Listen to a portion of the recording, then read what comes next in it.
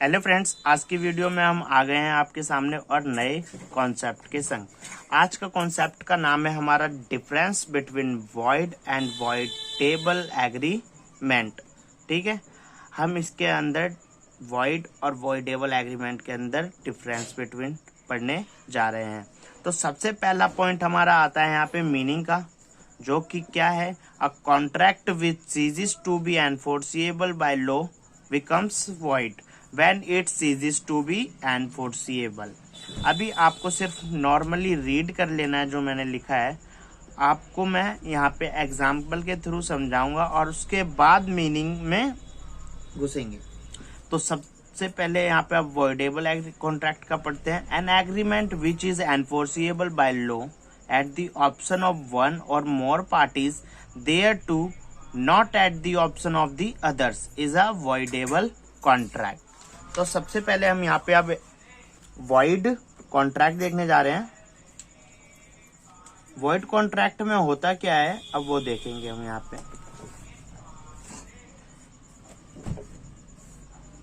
Void contract में यहाँ पे हमारे पास यहाँ पे एक ए पर्सन है और एक बी पर्सन है। ठीक है, ए और बी में क्या हुआ, कॉन्ट्रैक्ट हुआ। यह हमारा डब्बा जो है कॉन्ट्रैक्ट को दर्शाता है। ए और बी के अंदर क्या हुआ, कॉन्ट्रैक्ट हुआ कि ये अपनी बाइक कब देगा, 4 तारीख को देगा। ठीक है, ये इसने किया और ये इसको इन रिटर्न क्या देगा, 50K देगा। ठीक है, लेकिन जब ये 4 और ये अभी कॉन्ट्रैक्ट जब हुआ, ये है 1/10/21 को इन्होंने कॉन्ट्रैक्ट किया। लेकिन जब ये 4 तारीख आनी थी तो ये जो बाइक है ये ड्यू टू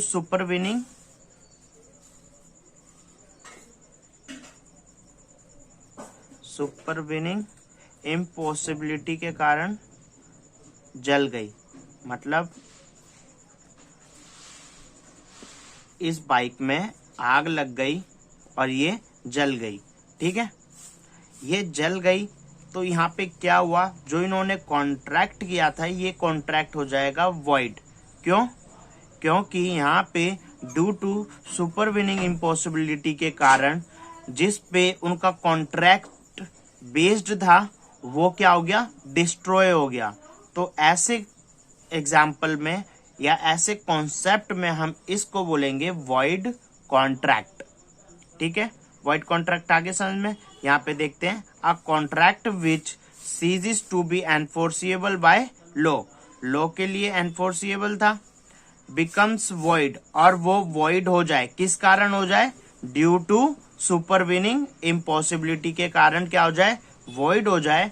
तो when it ceases to be enforceable. ठीक है, ये हमारा क्या होता है, वॉइड कॉन्ट्रैक्ट होता है। अब यहाँ पे हम वॉइडेबल कॉन्ट्रैक्ट देखेंगे। वॉइडेबल कॉन्ट्रैक्ट में क्या होता है, यहाँ पे ये वॉइडेबल कॉन्ट्रैक्ट का हम एग्जांपल लेने जा रहे हैं। वॉइडेबल कॉन्ट्रैक्ट में क्या होता है यहाँ पे कि एक पर्सन है ए और बी, इन दोनों ने आपस में कॉन्ट्रैक्ट किया कि ये अपने गुड्स देगा और ये इन रिटर्न में क्या देगा, 10K देगा। लेकिन ये कॉन्ट्रैक्ट हो रहा था हमारा 1 तारीख को। ठीक है, लेकिन ये गुड्स ट्रांसफर होने थे। ट्रांसफर कब होने थे ये गुड्स इसके पास, 10 तारीख को। लेकिन इस टाइम के बीच में इस ए ने किसी और से कॉन्ट्रैक्ट कर लिया और इसको ट्रांसफर कर दिए अपने गुड्स। तो ये कॉन्ट्रैक्ट हो जाएगा वॉइडेबल। और किसके हिसाब से वॉइडेबल हो जाएगा, जिसके साथ गलत हुआ है। गलत किसके साथ हुआ है, गलत हुआ है बी के साथ, तो हम इसको बोलते हैं एग्राइव्ड पार्टी।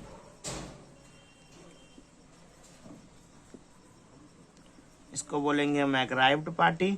और ए हमारा होता है इसने गलत किया, तो इसको बोलेंगे हम गिल्टी पार्टी। ठीक है, ये कॉन्ट्रैक्ट वॉइडेबल किसके ऑप्शन पे हो जाएगा? ये कॉन्ट्रैक्ट वॉइडेबल हो जाएगा एग्राइव्ड पार्टी के ऑप्शन पे, ठीक है, वॉइडेबल हो जाएगा ये। अब यहाँ पे देखते हैं, an agreement which is enforceable by law at the option of one or more parties thereto not at the option of other is a voidable contract. जिसके साथ गलत हुआ है उसी के ऑप्शन पे वो कॉन्ट्रैक्ट क्या हो जाएगा? वॉइडेबल कॉन्ट्रैक्ट हो जाएगा, ठीक है। अब आपको समझ में आ गया? नहीं आया तो आप मेरे को कमेंट कर लें।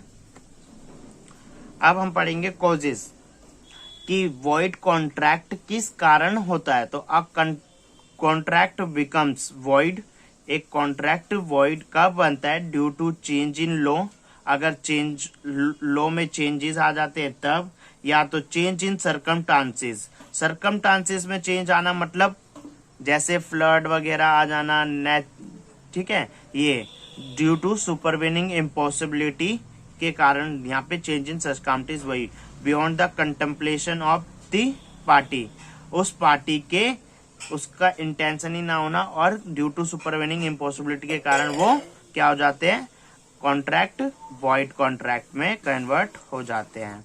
अब यहाँ पे हम वॉइडेबल देखेंगे कि वॉइडेबल कॉन्ट्रैक्ट क्यों हो जाते हैं। तो a contract becomes a voidable contract if the consent of a party was not free. जो पार्टी की कंसेंट होती है वो फ्री नहीं होती है, ठीक है।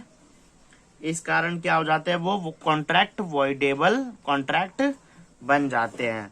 अब यहाँ पे हम देखेंगे परफॉर्मेंस। परफॉर्मेंस में क्या है? यहाँ पे अब वॉइड कॉन्ट्रैक्ट जो है कैन नॉट बी परफॉर्म्ड, वो परफॉर्म नहीं करते, ठीक है। लेकिन if the aggrieved party does not within the reasonable time exercise his right, अगर एग्राइव्ड पार्टी के साथ गलत हुआ है और उसने रीजनेबल टाइम के अंदर एक्सरसाइज नहीं किया हिज राइट, अपने राइट को एक्सरसाइज नहीं किया, तो to avoid the contract any party can sue the other. तो ए या बी आपस में सू कर सकते हैं, ठीक है, क्योंकि इसका जो रीजनेबल टाइम था राइट करने का, एक्सरसाइज को राइट करने का, लेकिन इसने किया नहीं, तो कोई भी पार्टी एक दूसरे पर क्या कर सकता है? सू कर सकता है। किस लिए? For claiming the performance of the contract, contract को परफॉर्म करने के लिए, ठीक है। अब हमारा लास्ट पॉइंट आता है right. A void contract does not grant any right to any party. जो वॉइड कॉन्ट्रैक्ट होता है वो किसी प्रकार का राइट किसी पार्टी को ग्रांट नहीं करता, ठीक है। अब यहाँ पे हमारा वॉइडेबल कॉन्ट्रैक्ट के अंदर क्या होता है? The party whose consent was not free, जिस पार्टी का कंसेंट फ्री नहीं है उसके पास राइट है कि वो कॉन्ट्रैक्ट को रिजाइन कर ले, ठीक है। ये हमारा वॉइड कॉन्ट्रैक्ट और वॉइडेबल कॉन्ट्रैक्ट का डिफरेंस बिटवीन था। ये CA foundation, CMA foundation, CS और बीकॉम के फर्स्ट ईयर में कवर होता है, और ये लॉ में भी आता है जो बच्चे लॉ की तैयारी कर रहे हैं, और ये टॉपिक से रिलेटेड 4 मार्क्स का इसमें कवर्ड होता है। तो अगर आपको ये वीडियो पसंद आई हो तो हमारे चैनल को सब्सक्राइब कर दें, जिससे कि और भी वीडियो आप तक पहुंच सके। थैंक यू, मिलते हैं नेक्स्ट वीडियो में।